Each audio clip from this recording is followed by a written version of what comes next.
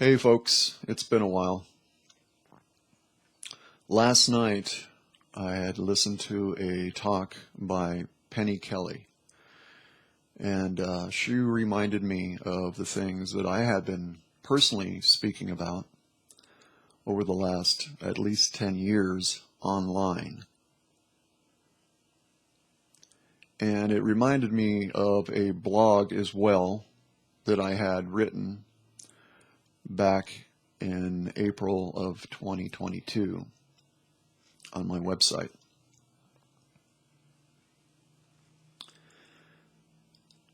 And I thought I would share that with you because it's just as relevant now as it was then. The reason why I had written the blog was because being frustrated with these so-called spiritual communities. Being authentic and being genuine and rediscovering, or at least having enough awareness for the reason why you're here,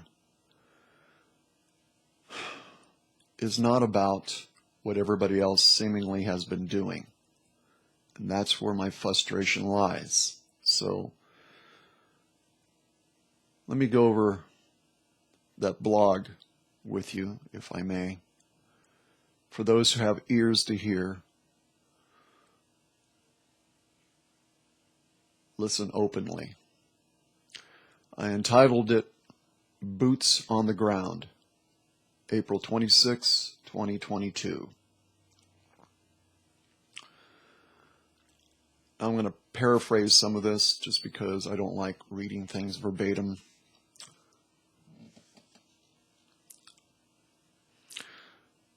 With the obsession of ascension in the spiritual community, what is greatly overlooked and mostly ignored is what is it that we can actually be doing while within this earthly incarnation.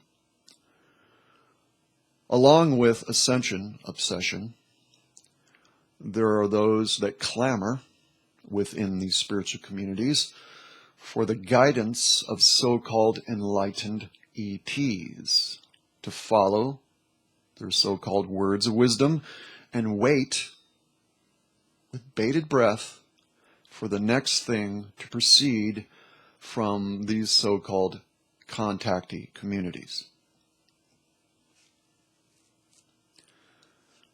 While this is all going on, there's an overall neglect of what one can do to better the world which they reside. Again, to emphasize the reasons for being here. If you are not aware of the reasons why you're here, then one is inclined to follow something or somebody else. We, the incarnates here, are the ones with boots on the ground. We know what it means to live here in this world, and only we can change it for the better. Let me stop right there and add something. While listening to Penny Kelly last night, one of the things she brought up or mentioned is something that I've been aware of for quite a long time. We who live here, boots on the ground, we know what it means to live here. Those who are outside of this, that are not incarnates here, do not know what it is to be here. And they can quit when they think things have gone too far or it's too late. We don't have that option. We can't rely on external help or assistance.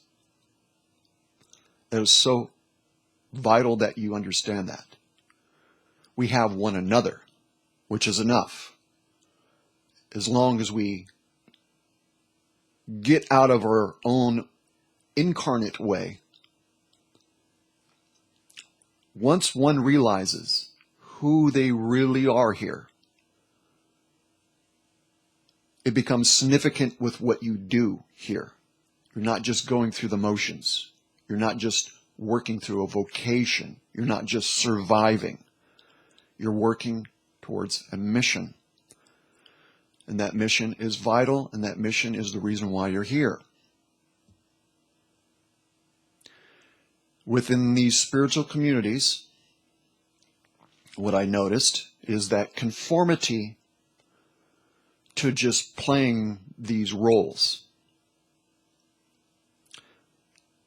whether it be a professional vocation or something that you create for yourself, whatever title you want to put in front of yourself, this has become a substitution for the real thing.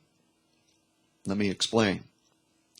There's been a replacing of the word service, quote, unquote, with the word vocation, and calling it a brand, pretending it to be an act of spiritual integrity.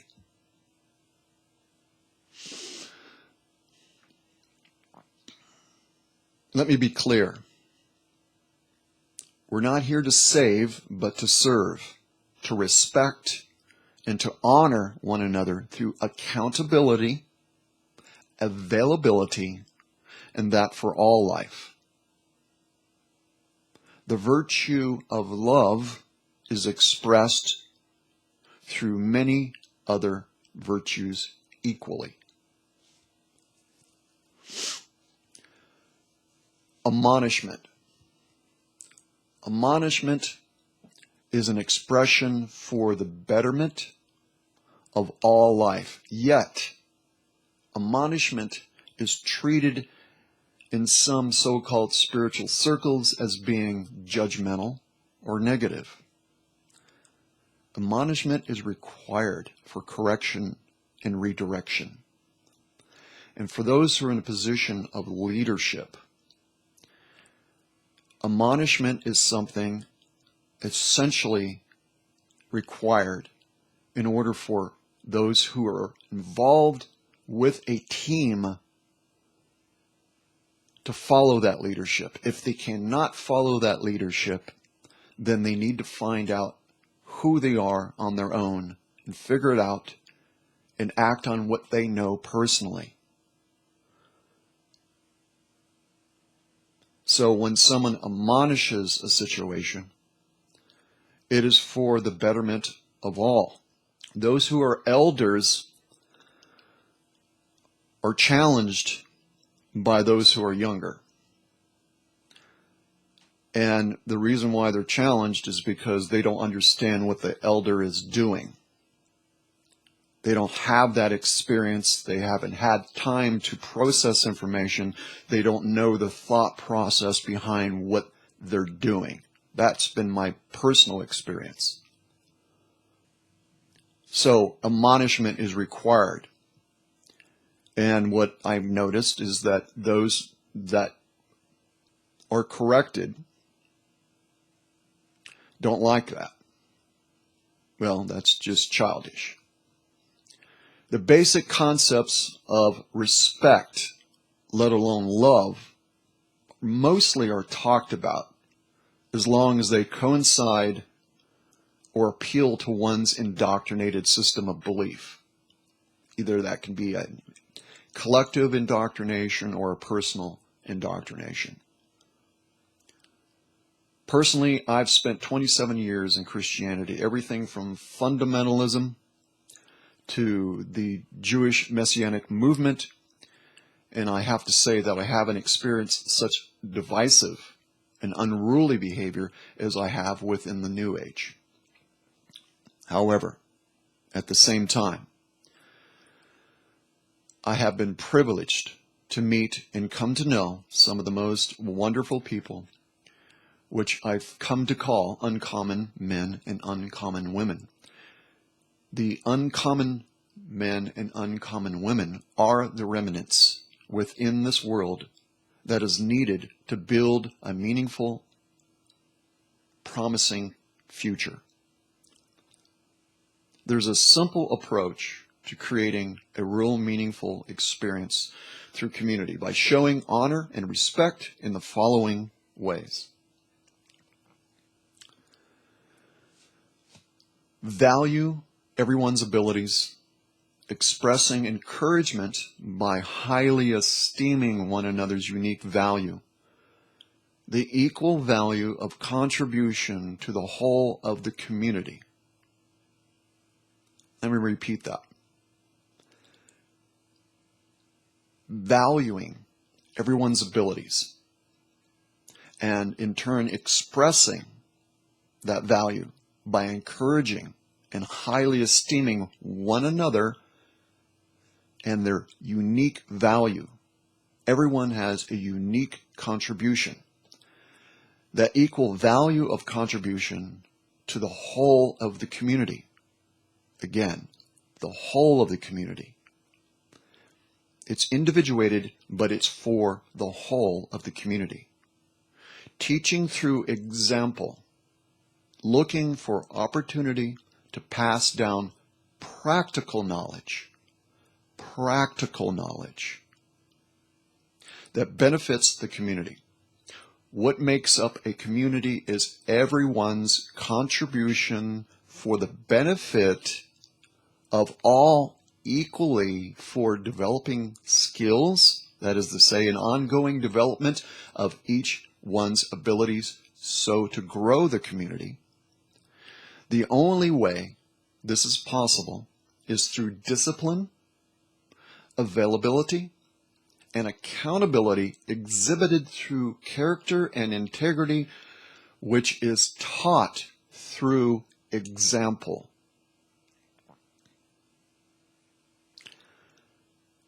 Again, we need only ourselves, not outside help. Outside help is great, but we need only ourselves to be response-able, making ourselves available to one another and work co-creatively to change this world for the betterment of all life. Therefore, setting the example for coming generations.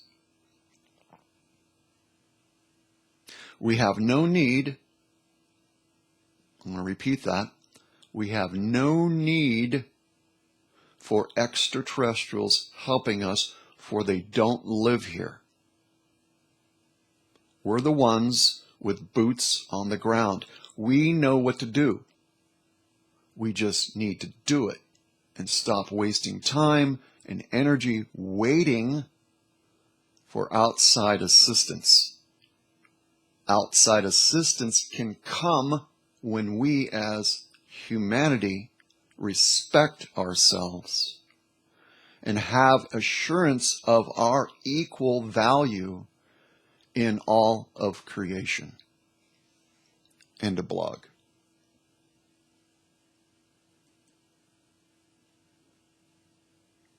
Again, obviously, I had written that out of frustration of what I was experiencing with the communities, quote unquote, online communities that I was involved with.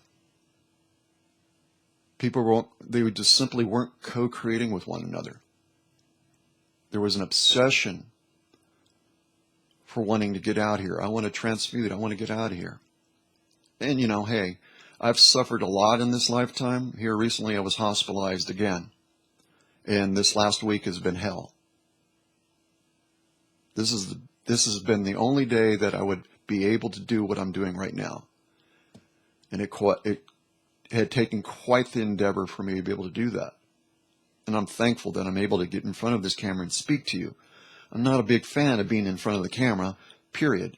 But I'm glad I'm able to do this because what I'm bringing to you today is extremely, extremely important. The reasons why you're here. You're not here to ascend. You don't come into this reality field just to leave it. What's your contribution? What was the reason?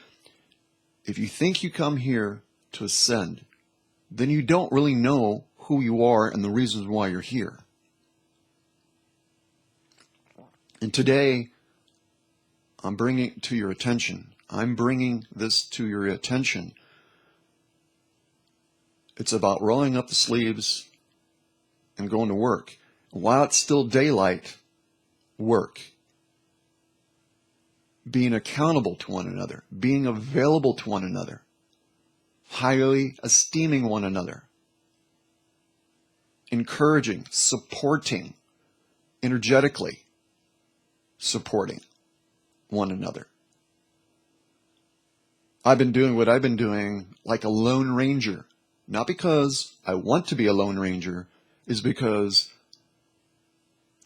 I haven't truly been able to work with certain people. I'm just now starting to be able to, but so much has transpired in my life that everything has to kind of conform around me because I just don't have the energy to give towards others the way I have done it before. I'm an elder, and I've been beat up physically.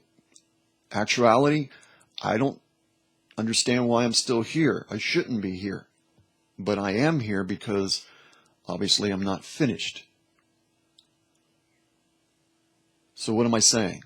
Well, if it's not obvious already, roll up your sleeves and get to doing the business. Do all the practices, do all the techniques, do all these things that you're doing, but realize the reason why you're doing those things is so that you can awaken yourself to the real purpose for you being here and utilizing your higher attributes so that you can be of service here. And flying under the radar, something that Penny Kelly had mentioned, which I've been talking about for a long time, about when you're doing things and you're changing things, you don't want a lot of attention being directed towards you. This is a hostile world. It is controlled by hostile beings. You want to fly under that radar.